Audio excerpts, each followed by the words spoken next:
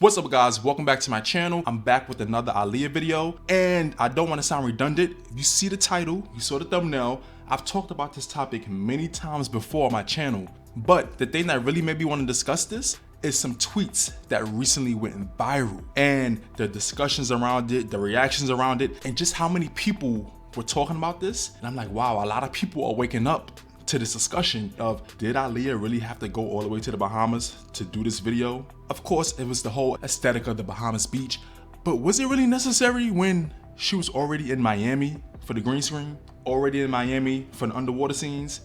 And what is Miami known for? It's beaches. Now, you know, people go on about the difference in the aesthetic between Miami beaches and the Bahamas beaches. But another discussion I'm gonna have in this video is looking at the music video for Rock the Boat. Was there such a difference that it warranted going all the way to the Bahamas to get those beach scenes when it really wasn't that much of a, oh my God, look how amazing this beach looked. Oh my God, this is a one-of-a-kind type of beach. When in reality, it looked like a normal beach she could have did in Miami. Let's be for real. But I wanna know y'all opinions on it. And the first tweet that sparked all of this conversation is this guy tweeted out, Aaliyah had us in a chokehold. And you can see he posted a clip from the Rock the Boat video. And you see at the time I screenshotted it, it got about 2 million views. It got way more since then. It got all these retweets and people were like, oh, I love this video. Then you know you have people saying, oh, it's so sad watching this video, and right? But then the thing that really sparked this discussion is how a lot of people were responding to it. And here we have Exhibit A. This girl quote tweeted it saying, she really died for this weak ass video with a sad face. Look at all the retweets, look at all the likes. It got way more since I screenshot it, but I'm like, wow. Now, of course, you know, this is a really ignorant way to say it, but in essence, she's saying that you really think about it, Aaliyah lost her life doing this music video. No video, no job, no work is worth losing your life over. That's, you know, that's the bottom line. But what she's trying to say, she didn't say it in the best way. She's basically saying like the video was bad. I looked through her replies because, you know, a lot of people was dragging her. They was dragging her all through these comments. I looked through her replies and a lot of people was like, why would you say that? How could you say that? Oh, you're so nasty. You're so gutter. And she was just saying like, oh, the choreography was whack. Oh, this was whack. This was whack. Oh, basically the production of the video was not the best. And according to her, the choreography wasn't the best. And then you look at it from a general aspect. She's saying she went to the Bahamas and did all this for this music video for it to turn out the way it did. In her opinion, it wasn't the best. It wasn't her best video. And then she ended up losing her life in transit going back from the video because she went to the Bahamas to do these beach scenes that really wasn't necessary. What is your take on that? Did the music video for Rock the Boat live up to the hype? No pun intended. I have to say, I love the visuals. Aaliyah looked beautiful. The background dancers, you know, I can see the aesthetic they were all going for. I love the outfits, but did it live up to the hype?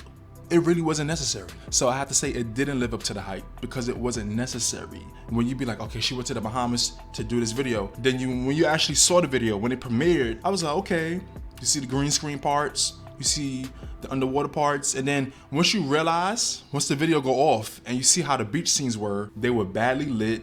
You know, it was kind of like, I get it, outside shooting, outside lighting, it's a lot that goes on with that. This was 2001, but it's like, really hype? You dragged her and her team, her crew all the way to the Bahamas to get beach scenes when you could have did this in Miami. Oh my God. You know, it's not adding up. It's not adding up. And when you look at the beach scenes, it wasn't really anything outstanding or anything where you could be like, oh my God, look, that's the Bahamas. It looked like a regular beach to me. Could somebody please make it make sense? A beach that could have been seen in Miami. And then you have the yacht scenes where it's like, okay, you know, parts of the Bahamas is known for its clear water, and they had the white yacht with the white outfits dancing. I'm pretty sure you could have found a nice area in the Miami Beach area, or the many different waters in Miami, closed it off, like I said in the previous video, and shot the yacht scenes there. Same thing.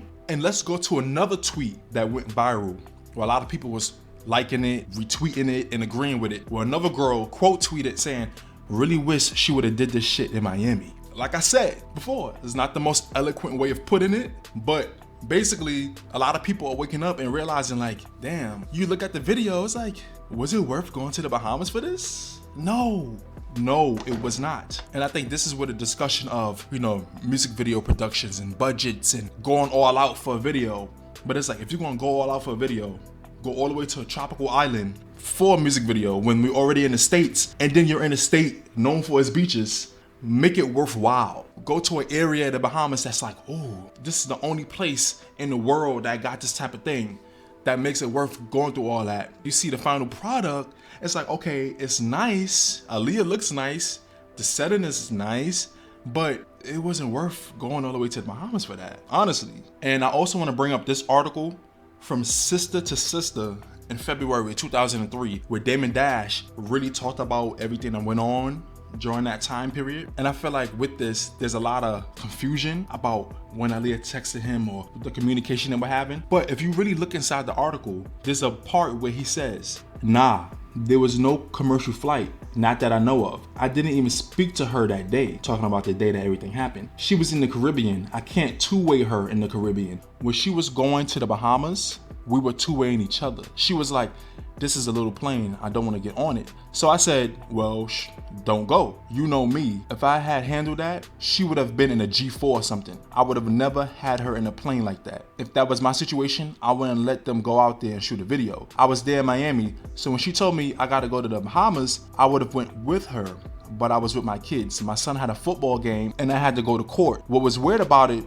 was when I got there, both had gotten canceled. So I could have really went and took my kids. I would have never got on that plane. I would have been like, I'm not getting on that plane. So in essence, Damon Dash is explaining how on the way to the Bahamas, they had Aaliyah in a smaller plane that she really liked. And she had like some hesitation, but she went, they got there safe. But the thing is, on the way back, they had her on an even smaller plane than the one she was sent there on.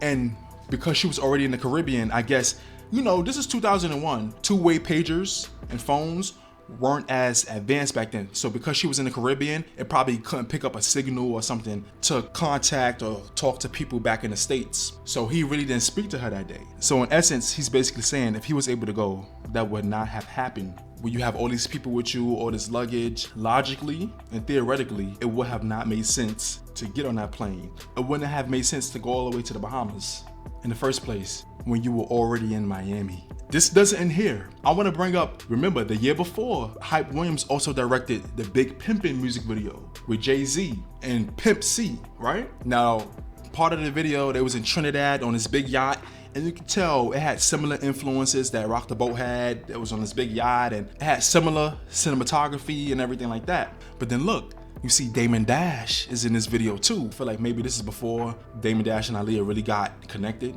But you see Damon Dash all in the video, partying on a yacht, supposedly in Trinidad. But then what else happened with this video? Pimp C refused to go to Trinidad. It was something with Pimp C just didn't want to go all the way to Trinidad just to shoot a music video. It was sometimes you gotta really make sense of it. Like, we're going all the way to Trinidad to shoot a music video where we're in the States with so many great destinations. So what happened? Pimp C shot his scenes in Miami Beach. And in the end, I feel like maybe Jay-Z and Damon Dash ended up doing some of the scenes in Miami too. And then you look at the scenes, the video still came out nice, cinematography was still nice, and everything still flowed. Pimp C was right in a way where it's like, I'm not going all the way to Trinidad, I could just stay in Miami. And then look, the video still came out looking dope. So this brings back the conversation to Hype Williams, where it's like, why do you have this knack for traveling all across the world, all over the seas, across the seas to do music videos and shoot certain scenes when you can find closer destinations that have, if not a better, but similar aesthetic to what you're trying to go for, you know what I'm saying?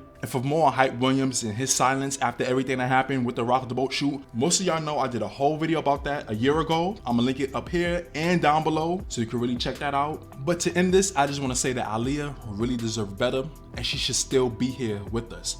Not only Aaliyah, but everyone who got on that flight with her. Going to the Bahamas was unnecessary when they were already in Miami. I know it's easier to say now with the woulda, shoulda, couldas, but when you reflect back on certain moments like that, all you could do is think about what made the most sense. What is your take on this? And we're looking at the video. When you look at the Rock the Boat music video, does it really live up to the hype that warranted them going all the way to the Bahamas for the beach and the yacht scenes? Like, really, do you think it was worth it? Looking at those scenes, to go all the way there when they were already in Miami and could have shot similar scenes, if not better scenes? What is your take on it? Please, let's talk about this down below. I know discussions like this can get a little heated, but I really want to know other people's perspectives on it. So please, don't forget to comment, like, subscribe, and hit the notification bell. Thank you for watching and listening. I'll see y'all in the next video.